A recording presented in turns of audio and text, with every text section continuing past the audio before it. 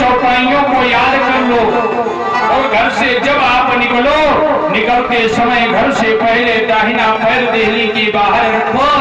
तो जिस काम के लिए जा रहे हो वो काम हो जाएगा, उसमें कोई असंभव ही नहीं। लेकिन करेगा भाई तो आपत है।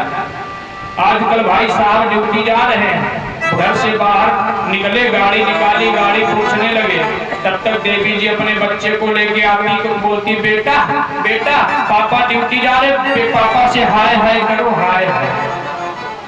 अब उसको हाय हाय करा रही हूँ, यहाँ से हाय हाय करके भेजा तो पूरा से हाय हाय होके खबर आती है। फिर हाय हाय नहीं करना चाहिए। छोटे छोटे बच्चों को जो है चरणों को छुआना चाहिए, क्योंकि कहते हैं 4 चीजें सत्ता बढ़ती हैं। अगर हम किसी को प्रणाम करते हैं और वो हमको आशीर्वाद दे या ना दे, लेकिन फिर भी जो है 4 चीजें हमें प्राप्त होती हैं। अभिवादनशीलस्य नित्यं वृद्धोपसेविना चत्वारि तस्य वृद्धन्ते आयुर्विद्या यशोबल। आयु विद्या यश और बल, ये 4 चीजें हमें जो है स्वतः प्राप्त होती हैं प्रणाम करने से। भगवान राम से सीखो, भगवान राम का जीवन कैसा है। भगवान राम क्या करते हैं, प्रातः काल उठ करके भगवान राम क्या करते हैं, प्रातः काल उठी रघुनाथ।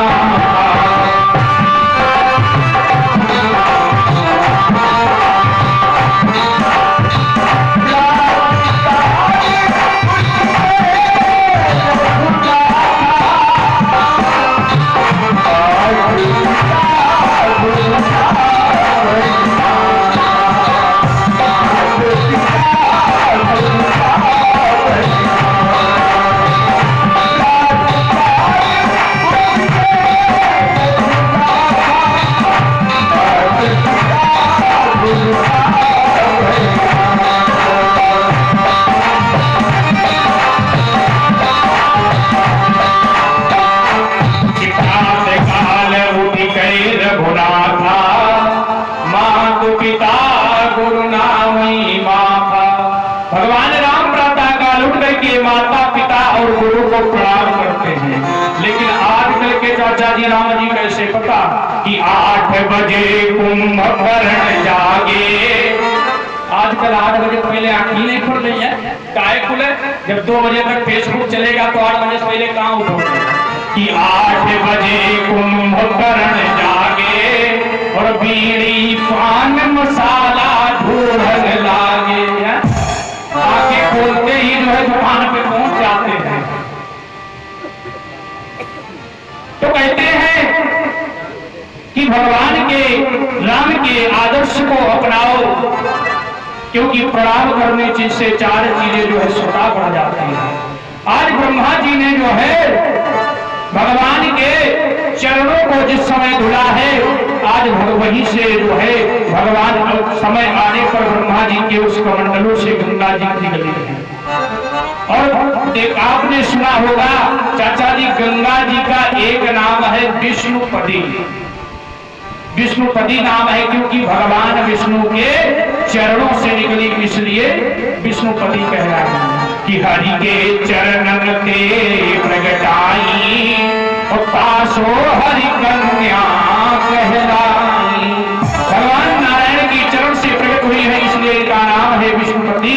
आज भगवान ने जो है इधर जो है भगवान ने बलि से कहा, अरे बलि ये बताओ तीसरा पैर कहाँ पे नापो, क्योंकि 2 ही बैग में 14 लोगों को मैंने नाम लिया है। बलि ने कहा महाराज एक बात बताओ, ये दान बड़ा होता है कि दानवीर बड़ा होता है? भगवान ने कहा बलि ये दानवीर बड़ा होता है, तो बलि ने कहा महाराज अभी तो केवल मेरा दान आपने नापा है, अभी ये दानवीर बाकी है। ऐसा करो आप ये अपना तीसरा पैर उठा करके मेरे सिर पर रख दो, आपका जो है वचन पूरा हो जाएगा। तो बलि ने सिर पर क्यों कहा? क्योंकि बलि ने विचार किया मैंने जो धन है वो यज्ञों में खर्च किया है, मैंने जो धन है यज्ञों में खर्च किया है।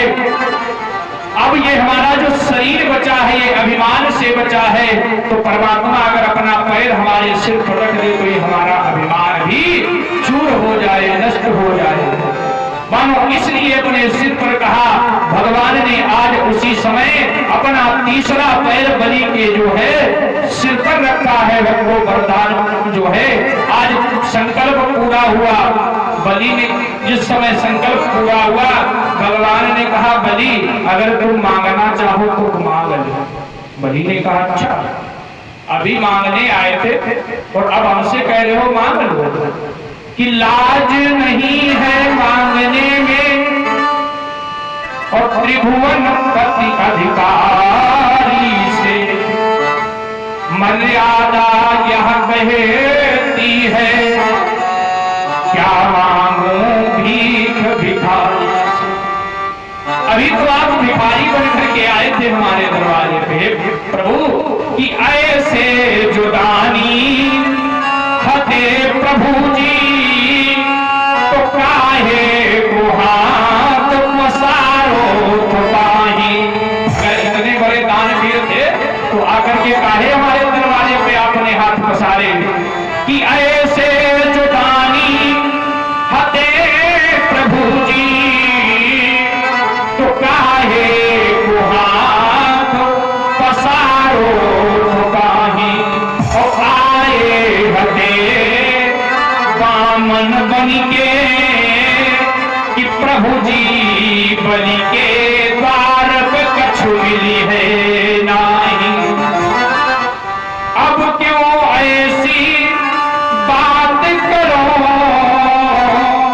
और लाज सुतुम को लजावत नहीं। और तुम जैसे भिखमंगन से और भीख से भीख को मांगत नहीं। तुम जैसे भिखमंगन से और भीख से भीख को मांगत नहीं। भक्तों आज जो है भगवान को यहाँ पर चाचा जी को ही जो है जवाब नहीं आया है। भगवान को 3 जगह जवाब नहीं आया है। कहां कहां? एक तो बलि के सामने और एक रामावतार में बाली के सामने और एक आगे कथा आएगी काली के सामने भगवान को जवाब नहीं आया। जिस समय बलि ने कहा महाराज तुम्हारे जैसे भिखमंगों से हम क्या भीख मांगे, आज जो है भगवान को जवाब नहीं आया। और रामावतार में बाली के सामने जिस समय भगवान ने छिप करके धनुष बाण मारा तो आज जो है जिस समय धराशायी होकर के बाली गिर पड़ा, भगवान बाली के पास में गए। बाली ने कहा अरे प्रभु ये तुमने क्या किया?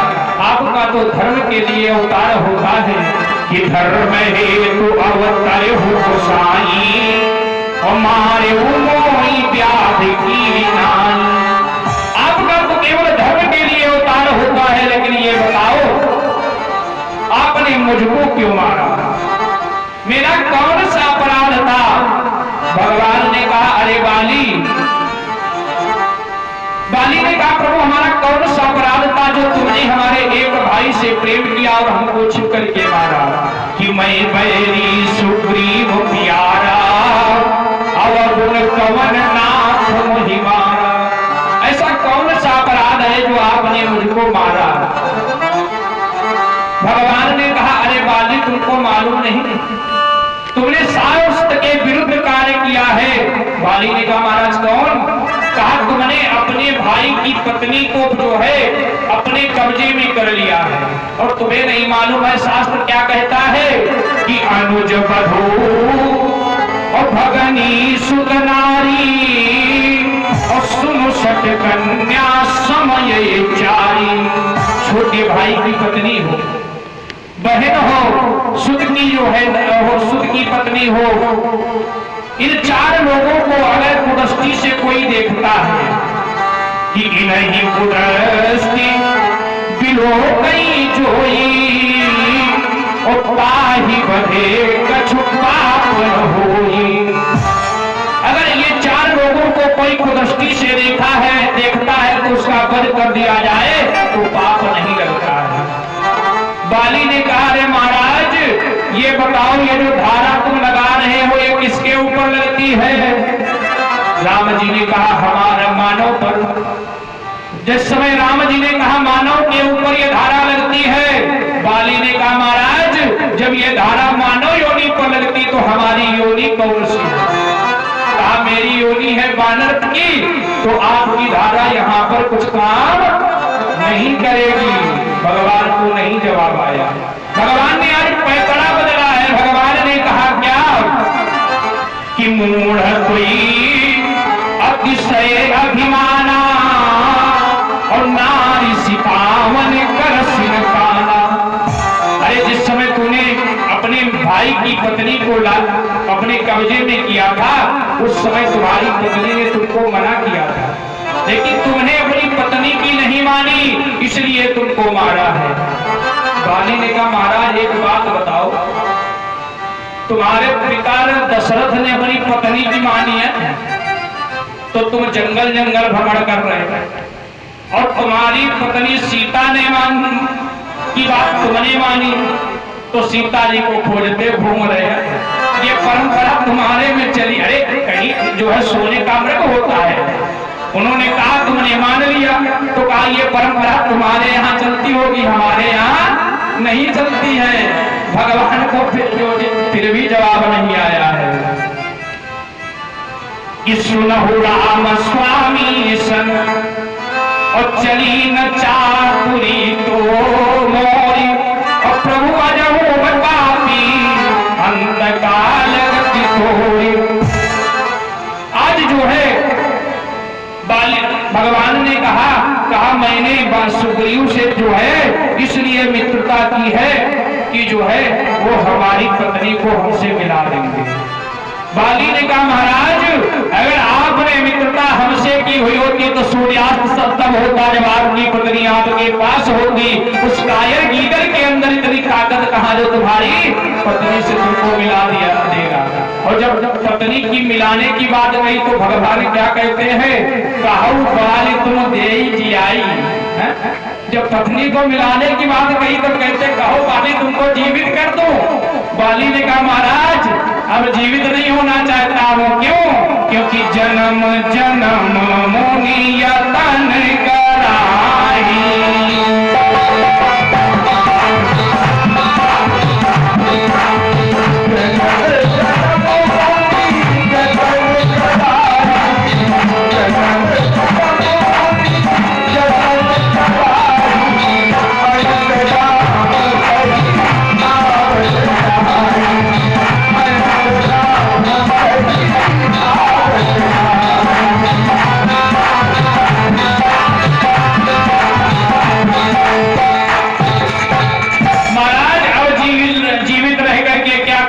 क्योंकि लोग जन्म जन्मांतर तक प्रयास करते हैं और अंतराम कहीं आवत नहीं, लेकिन अंत समय में राम शब्द मुख से नहीं निकलता है। और आज तो आप हमारे सामने साक्षात खड़े हो, अब इस जो है जीवित रह करके क्या करूंगा।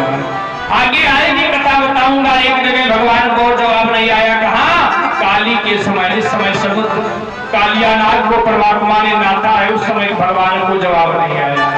आज भगवान ने बाली से कहा है जो कुछ मांगना चाहो तो मांग लो। बलि ने कहा महाराज हमें कुछ भी नहीं चाहिए, अगर तुम इतने बड़े दानी थे तो भिखारी बन करके क्यों आए थे। भगवान ने कहा तारे बलि कुछ भी मांग लो।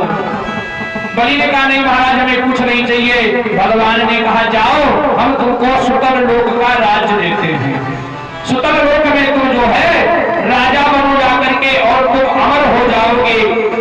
बाली ने कहा महाराज अब मांगने की कुछ इच्छा है, इसके पहले नहीं मांगा।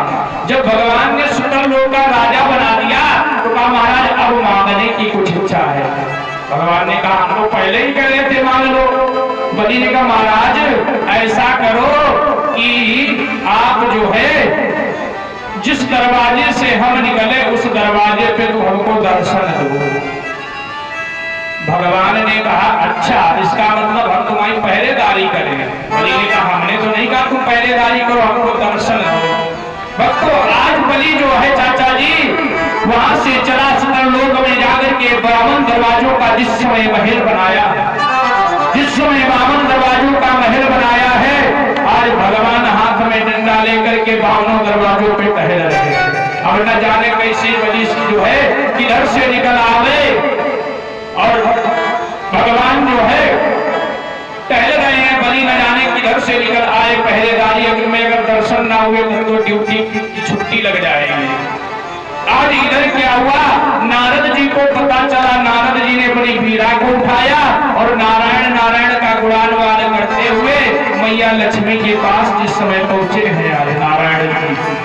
श्रीमद् नारायण नारायण हरि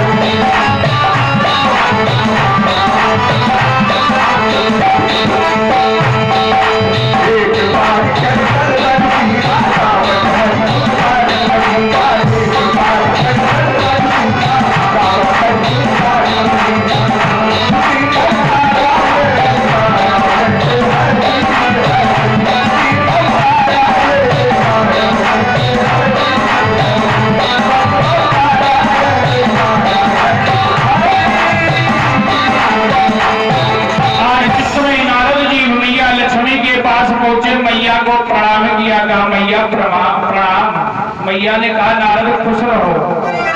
मैया लक्ष्मी ने कहा नारद एक बात बताओ। कहा क्या? कहा ये बताओ क्या तुमने हमारे पति विष्णु जी को देखा है? नारद जी ने कहा एक बात बताओ, हम तुम लोगों के पति का ठेका नहीं रखो है। कहा कैलाश पर्वत पे जाओ, भवानी पूछती है तुमने हमारे पति शंकर जी को देखा। ब्रह्माणी के पास जाओ, वो पूछती ब्रह्मा जी को देखा। तुम्हारे पास आओ तो तुम पूछती हो विष्णु जी को देखा है। और हमने तुम्हारे जो है क्या कहते हैं पतियों का ठेका थोड़ी ले रखा है। लक्ष्मी जी ने कहा अरे नारद जी अगर तुमने देखा हो तो बता दो, बताने में जो है कोई वो थोड़ी है। नारद जी ने कहा मैया तुम्हारे पति विष्णु जी की नौकरी लग गई है, नौकरी। आज मैया ने कहा अरे ऐसा कौन सा नाहर होगा जो हमारे स्वामी से नौकरी करवाएगा, चाकरी करवाएगा? नारद जी ने कहा मैया चिल्लाने से काम चलने वाला नहीं है। कहा क्यों? काम नहीं चलेगा अब तो कुछ। नारद जी से मैया ने कहा नारद जी कोई उपाय बताओ। नारद जी ने कहा मैया उपाय तो बता दूंगा लेकिन तुम जाओगी कहाँ ये तो बताओ। मैया ने कहा ये भी तुम ही बताओगे। हमारे स्वामी की नौकरी कहाँ लगी है, कहाँ पर इस समय पोस्टिंग है यार? नारद जी ने कहा रे मैया सकल लोक में राजा बनी है, उसके यहाँ तुम्हारे जो है प्राणनाथ स्वामी की नौकरी लग गई है। मैया ने कहा किसमें लगी? कहा तुम्हारे स्वामी की नौकरी गेट मैनी में लगी है। कहा अच्छा, कहा फिर उपाय बताओ। कहा ऐसा है राजा बलि के कोई बहन नहीं है, तुम धर्म की बहन बन जाओ। और जिस समय धर्म की बहन बन करके आगे आने वाली श्रावणी पूर्णिमा में रक्षाबंधन का त्योहार है और उस त्योहार में तुम जो है उसके हाथ पे रक्षा सूत्र बांध देना और जब कहे तुमसे कुछ मांग लो तो मांग लेना। और अगर चूक गई तो इसमें हमारी कोई गारंटी नहीं, 1 साल तक फिर वेट करना पड़ेगा। और एक बात हो गई भैया, रक्षाबंधन का जो त्योहार है बहुत पवित्र त्योहार है, लेकिन इन बहनों की बड़ी आदत खराब होती है। का अगर भाई थोड़ा पैसे वाला है ना तो जरूर जाएंगे, नहीं कुछ तो 550 रुपये तो मिलेंगे। और अगर भाई थोड़ा गरीब है तो भी जाने का जल्दी मन नहीं बनाती ना। भाई और बहन का ऐसा रिश्ता है उसमें गरीबी और अमीरी नहीं देखी दी जाती है। भाई बहन का बहुत पवित्र पावन जो है बंधन है। आज मैया ने क्या किया, सुंदर सी आरती की थाल को सजाया और सजा करके उसमें राखी रखी, लिख करके जिस समय सुंदर लोग में पहुंची, देखा क्या भगवान नारायण डंडा लेकर के पूरे बावन दरवाजों में टहल रहे।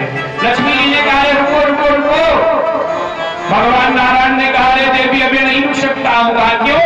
कहा अगर अभी रुक गया तो बलि निकल आया तो हमारी तो नौकरी चली जाएगी। तब तक क्या देखा, एक दरवाजे से बलि निकल करके आया। बलि को भगवान ने दर्शन दिए और दर्शन देने के बाद आए, कहा देवी बता। मैया लक्ष्मी ने कहा क्या हुआ? कहा हुआ क्या, यहाँ क्यों हो? कहा देवी ने नौकरी लग गई है। कहा छुट्टी? तो भगवान ने कहा अरे देवी इसमें कोई छुट्टी नहीं है, संडे मंडे ट्यूसडे कोई छुट्टी नहीं, चाहे कोरोना काल आए चाहे जो काल आए कोई छुट्टी नहीं है, इसमें तो परमानेंट नौकरी देगी। अब छुट्टी दो ही शर्तों पे हो सकती, किस पे? या तो यो बलि मर जावे तब तो छुट्टी हो, और या तो हम मर जाए। सुनना यो बलि मरी विभाग हो काहे ऐसा हम पहले अमर कर चुके हैं और हम तो मरने वाले हैं नहीं, तो आप कोई उपाय करो।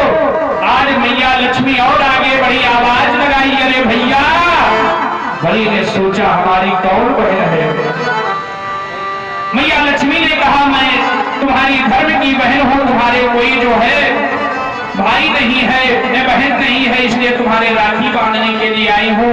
भक्तों आज जिस समय मैया बलि के हाथ पर राखी बांधी है, आज आचार्यों ने मंत्र बोल दिया, एन वृद्धो बलि राजा दानवेन्द्रो महाबला तेन त्वां प्रतिबंधनामि रक्षमां चलमां चलह।